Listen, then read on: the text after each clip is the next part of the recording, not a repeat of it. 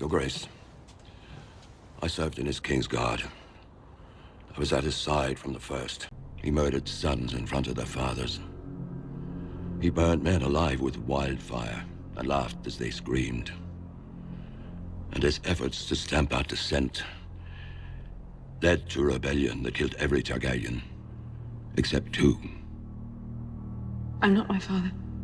No, Your Grace. Thank the gods.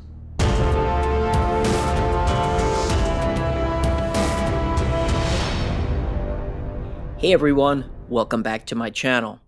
In the catastrophe that was Game of Thrones' final season, there were so many disappointing, infuriating, and ridiculous moments, from the nonsensical Winterfell battle, which I broke down a couple of weeks ago, to this eye-rolling scene. I know you don't want it. I know you don't care about power. But I ask you now, if we choose you, will you wear the crown? Why do you think I came all this way? But for me, the choice that still burns the most was when Dan and Dave decided to perform their greatest character assassination of all, turning Daenerys Targaryen into an insane, genocidal maniac. There was nothing in her actions or character that ever hinted at such a turn. There was no path leading to this moment. In Breaking Bad, a high school chemistry teacher slowly evolved into a drug kingpin. It didn't happen overnight. And when he reached the height of power, moments like this were well earned. I am not in danger, Skylar. I am the danger. A guy opens his door and gets shot, and you think that of me? No. I am the one who knocks. Daenerys never broke bad. Her greatest motivation, like Jon, was to help the common people.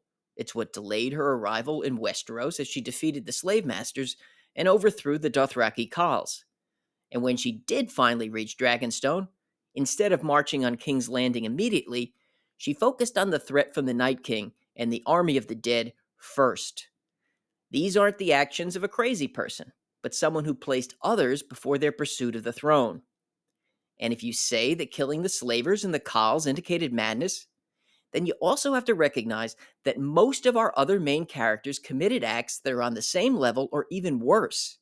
And if you don't see that, then, well, it's blatant hypocrisy. The events of Game of Thrones occur in a medieval-style period. So many 21st century values and sensibilities don't apply. This was a brutal world where violence often had to be met with violence in order to survive. Tywin worked behind the scenes with Roose Bolton and Walder Frey to surprise Robb Stark at the Twins. He had the Starks, their bannermen, and many of their soldiers viciously butchered at the Red Wedding. Tywin was a very calculating, serious, and purposeful man. Unlike Dany, he didn't slaughter all these people to end slavery. It was just so that his family could retain power. Speaking of Tywin, his death came at the hands of his own son. Tyrion could have easily escaped, but he chose to go back to confront his father. It wasn't a case where Tywin stood between him and freedom, but pure revenge. Now, we all know how horrendous Tywin was to his son. He would have been fine with him facing death, and I think most of the audience was behind Tyrion when he fired that crossbow at his father. But if we use the same standard with Tyrion as Dan and Dave applied to Dany, well, this is cold-blooded patricide. And while we're talking about cold-blooded killings, few compare to Arya slaying not only Walder Frey, but over 50 members of his family. This was to avenge the Red Wedding, a decision made by Walder, but dozens of his sons were murdered too for a choice made by their father. Arya even killed 2 of Walder's sons and put them in meat pies. That's an act Hannibal Lecter would be proud of. So how did Benioff and Weiss go and make Dany the crazy one? We had messed up the most kind of obvious storytelling possibility. Then we have Sansa. She was a victim of Ramsay Bolton's viciousness and cruelty. When he was finally overthrown and captured, she didn't just have him executed, but she watched as he was attacked and devoured by his own dogs. Then, as she finally turns and walks away from the scene, you see a smile spread across her face. In Season 7, Dan and Dave had Daenerys execute the Tarleys after they refused to bend the knee to her.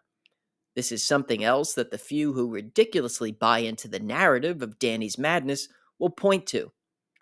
And while keeping them captive might have been a better political move, in that world it wasn't uncommon for those that refused to accept the new ruler to pay with their lives. Magnanimity was often shown, but the first step had to be taken by those that had been defeated. When Jon was stabbed to death at the wall by the traitors within the Night's Watch, he had each and every one of them executed after he was resurrected by Melisandre. And although this is a more clear-cut case than Dany's decision to kill the Tarleys, Jon didn't even show any mercy toward a boy, Ollie. He had him hung with the others as well. Now, all of this isn't to say that the actions of these characters were wrong within the world that they lived in. I think you can debate each one separately on the circumstances involved. After all, George has always written great characters who make some terrible choices, but then show redeeming qualities. It's what Jaime Lannister's arc is all about. But whether they were right or wrong, it certainly doesn't make them crazy. Well, except for Arya making dinner out of the phrase. A census taker once tried to test me. I ate his liver with some fava beans and a nice Chianti. But no matter how terrible some of these acts were, none of it suggests that any of these characters would become what they made Dany, a lunatic that indiscriminately killed scores of innocent civilians for no reason whatsoever. They had her showing the same concern for human life as the Night King, which is insulting to the audience and unfaithful to both the TV series and the books. We've seen how she is with the common people.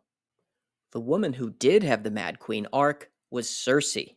After all her children died and she found herself increasingly alone, she became more calculating and ruthless. She murdered all her enemies in the Sept to retain power, and unlike Dany, never cared about others. Yet Dan and Dave decided that a good ending for Cersei would be to die in Jaime's arms instead. It's all ludicrous. And this isn't to say that Dany should have been queen at the end. Having her sacrifice herself during the fight against the Night King would have been one fitting end.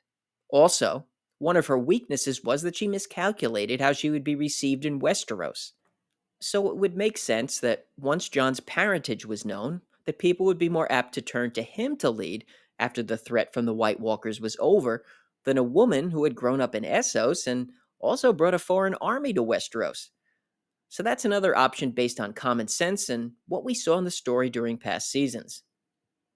But having Daenerys Targaryen inexplicably go mad was not only bad writing, but blatant hypocrisy when so many other characters showed the same, if not greater, brutality and vengeance throughout the story of Game of Thrones.